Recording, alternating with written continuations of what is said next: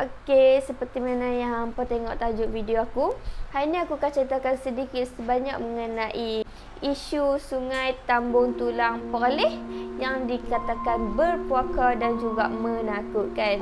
Pasal apa Sungai Tambung Tulang di Perlis ni dikatakan berpuaka dan juga menakutkan? Okey, bagi penduduk Tambung Tulang ni, Sungai Tambung Tulang ni boleh dikatakan setiap tahun akan meragut nyawa. Tidak kiralah penduduk tempat tu ke ataupun penduduk luar, orang luar, semuanya ditelan Sungai Tambung Tulang tu.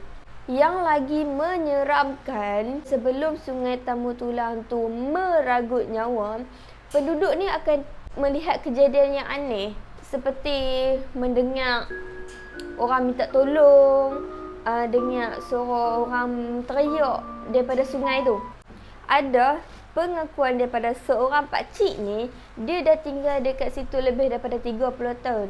Okey, dia kata memang sungai tu sebelum dia ambil korban ataupun sebelum ada kejadian kematian dalam sungai tu memang akan terdengar suara minta tolong ataupun suara orang teriak lah, sampaikan penduduk situ tak dapat bezakan sama ada suara tu betul ataupun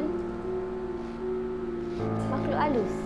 Sehinggakan penduduk kampung tak berani untuk keluar melihat sama ada jeritan minta tolong tu betul ataupun tidak. Sehinggakan subuh keesokan harinya barulah penduduk tempat tu melihat sama ada kejadian minta tolong semalam betul ataupun tidak.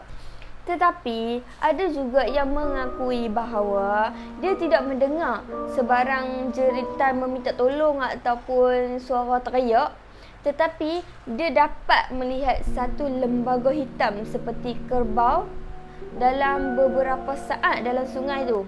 Selang beberapa hari selepas tu mesti akan terdengar kes ada yang terkorban dalam Sungai Tambung Tulang tu.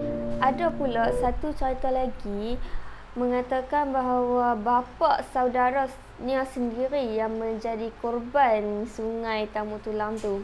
Kejadian ni berlaku lebih kurang dalam belas tahun yang lalu lah. Pada malam tu, pakcik ni dipanggil sebagai Ibrahim lah. Pakcik Ibrahim ni keluar dengan bapa saudara dia pada malam tu. Lepas dia sampai rumah tu, bapa saudara dia ni keluar daripada kereta terus balik ke rumah yang terletaknya rumah bapa saudara dia ni cuma belakang rumah pakcik Ibrahim ni saja. Pakcik Ibrahim ni pula terus masuk ke dalam rumah lah sebab badan pun dah terlalu penat dan memang terus tidur lah. Keesokan paginya, mak saudara pakcik Ibrahim ni cari Ibrahim ni kat rumah. Terus tanya kat Ibrahim ni, pakcik hang mana? Tak balik-balik daripada semalam lagi. Cik Ibrahim ni terkejut lah. Sebab dia yang tengok sendiri pak saudara dia ni balik ke rumah. Lepas tu Ibrahim ni pun jawab lah, dia dah balik lah. Dia terus balik rumah semalam. Tapi mak saudara Ibrahim ni mengatakan bahawa dia tak nampak langsung kelibat suami dia ni balik rumah. Lepas tu dia pun ni pelik lah. Pergi mana kan bapa saudara Ibrahim ni tak balik-balik rumah daripada semalam kan. Lepas tu Ibrahim ni naik motor keluarlah cari bapa saudara dia tu, tanyalah dekat penduduk-penduduk kampung ni tapi tak ada siapa pun yang nampak. Lepas tu dia dijumpa seorang ustaz ni. Dengan kebolehan ustaz ni dapat mengesan mana bapa saudara dia tu. Ustaz tu kata ada je dekat-dekat rumah tu tapi nampak macam dia tak bernyawa. Cuba cari dekat sungai tu. Tak mungkin dia boleh jatuh dalam sungai tu. Semalam je aku nampak dia dah masuk dalam rumah, kata hati Ibrahim. Lepas tu Ibrahim ni pergilah cari dekat sungai ni. Hati dia memang tak sedap dah. Lepas tu dia cari-cari, dia nampak ada macam kesan tergelincir lah kat sungai tu. Lepas tu dia ambil kayu, dia macam kuih-kuih sikit. Lepas tu dia nampak macam ada bayang-bayang putih dalam sungai tu kan. Lepas tu dia tengok-tengok, memang betul tu mayat bapa saudara dia yang hilang tadi lah. Ibrahim panggil penduduk situ untuk tolong angkat mayat bapa saudara dia naik ke atas. Yang menimbulkan tanda tanya lagi, kopiah yang dipakai bapa saudara dia tu masih terlekat elok dekat kepala dan juga lampu suluh masih digenggam elok. Kalau kata macam dia jatuh ke dalam sungai tu, dia mesti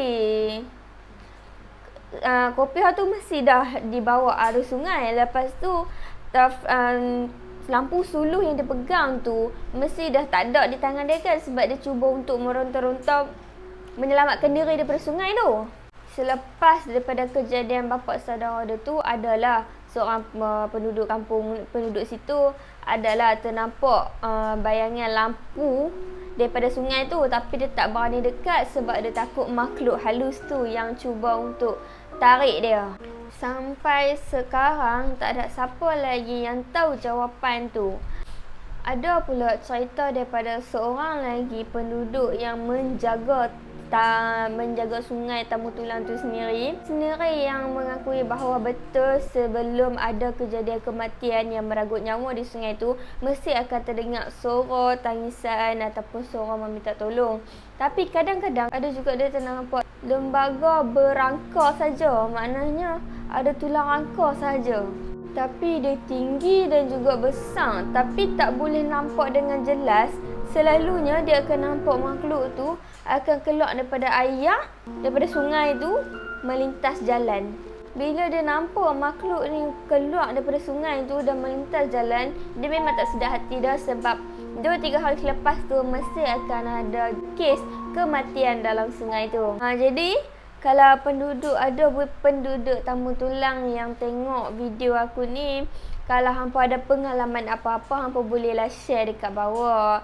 Walaupun banyak juga cerita-cerita yang dikeluarkan daripada mulut penduduk Tamu Tulang tu sendiri, namun apa-apa pun janganlah kita terlalu mempercayai 100% apa yang kita dengar. Sebab kita semua tahu ajal kematian semua di tangan Tuhan. Tak ada siapa yang boleh menghalang dan tak ada siapa yang boleh minta di mana pengakhiran kita.